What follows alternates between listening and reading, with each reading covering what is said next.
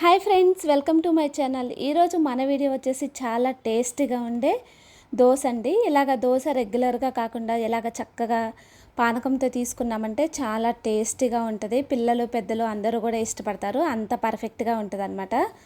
So ఇంకా ఇక్కడ చక్కగా ఇలాగ దోశని పానకంతో తీసుకొని తిన్నామనుకోండి, ఇంకా ఎన్ని దోశలు తిన్నామో కూడా తెలియదు మనకి, అంత పర్ఫెక్ట్గా ఉంటుంది అనమాట. మళ్ళీ మళ్ళీ తినాలనిపిస్తుంది, అంత టేస్టీగా ఉంటుంది. సో ఇంకా ఇక్కడ నేను ఒక గిన్నె పెట్టేసుకొని దానిలోకి ఒక 1 గ్లాసు వాటర్ పోసుకున్నాను. సో ఇంకా ఒక సైడ్ నేను వరిపిండి తీసుకున్నానండి. ఒక 6 స్పూన్స్ వరకు వరిపిండి తీసుకుంటున్నాను. సో ఇలాగా ఫ్రెష్గా వరిపిండిని తీసుకోవాలి, ఫ్రెష్ పిండిని. ఎందుకంటే నిల్వ ఉన్నదైతే అంత టేస్ట్ ఉండదు అనమాట. ఈ పానకం అనేది ఫ్రెష్ వరిపిండిని తీసుకుంటే మాత్రం చాలా టేస్టీగా ఉంటుంది. సో ఇంకా ఇక్కడ నేను ఒక గ్లాస్ వాటర్ పోసుకొని ఇలాగ మొత్తం మంచిగా కలిసేలాగా కలుపుకోవాలి చేత్తోటి. ఇలాగా చిన్న చిన్న ఉండలు అయ్యేమీ లేకుండా మంచిగా కలిసేలాగా కలిపేసుకోవాలి ఇలాగా. సో ఇంకా ఇక్కడ వాటర్ అనేవి కూడా బాయిల్ అయిపోయాయి. ఇంకా దానిలోకి నేను ఒక 1 గ్లాస్ వాటర్ పోస్తున్నాను, చిక్కటి పాలు పోస్తున్నాను. సో ఇంకా ఇక్కడ పాలు అనేవి కూడా మొత్తం పొంగొచ్చేంత వరకు రానివ్వాలి. సో ఇలాగ పాలు అనేవి పొంగొస్తున్నప్పుడు ఇంకా మనం రెడీ చేసి పెట్టుకున్నాం కదా ఈ లిక్విడ్ అనేది, సో ఇంకా పాలల్లోకి వేసేసుకొని ఇలాగ మంచిగా కలుపుకుంటూ ఉండాలి.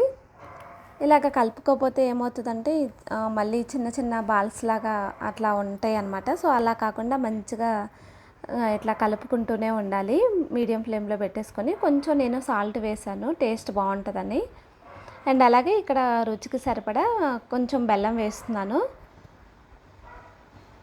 చూసి వేసుకోండి. అండ్ అలాగే ఇక్కడ ఇంకా మొత్తం ఎలాగా చూసారా, ఎలా తెలుస్తుంది, చిక్కగా వస్తుంది కదా. సో ఇంక ఇప్పుడు ఆల్మోస్ట్ అయిపోయింది ఇంకా. సో ఇంక ఇప్పుడు నేను స్టవ్ ఆపేసుకుంటున్నాను. ఇలాగ కొంచెం లిక్విడ్గా ఇలాగ ఉన్నప్పుడు తీసుకుంటేనే చల్లారిపోయిన తర్వాత మరీ గట్టిగా అయిపోతుంది అనమాట. సో ఇంకా ఇక్కడ నేను దోశ ప్యాన్ పెట్టేసుకొని ఇంకా ఆయిల్ అనేది కూడా స్ప్రెడ్ చేసుకొని ఇక్కడ ఒక 2 గరిటెల పిండి వేసేసుకొని దోశ వేసేసుకున్నాను. ఇంకా అలాగే దోశ వేసుకున్న తర్వాత దానిపైన కొంచెం ఆయిల్ అనేది కూడా లైట్గా స్ప్రెడ్ చేసుకోవాలి.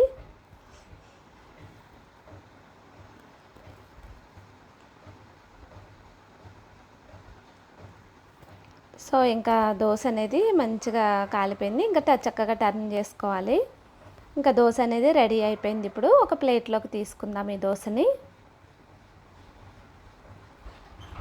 సో దానిలోకి చక్కగా మనం రెడీ చేసి పెట్టుకున్న ఈ పానకం అనేది వేసుకొని తీసుకున్నామంటే చాలా టేస్టీగా ఉంటుందండి. తప్పకుండా ఇలాగ ట్రై చేయండి, అందరికీ నచ్చుతుంది. Thanks for watching. Please subscribe to my channel.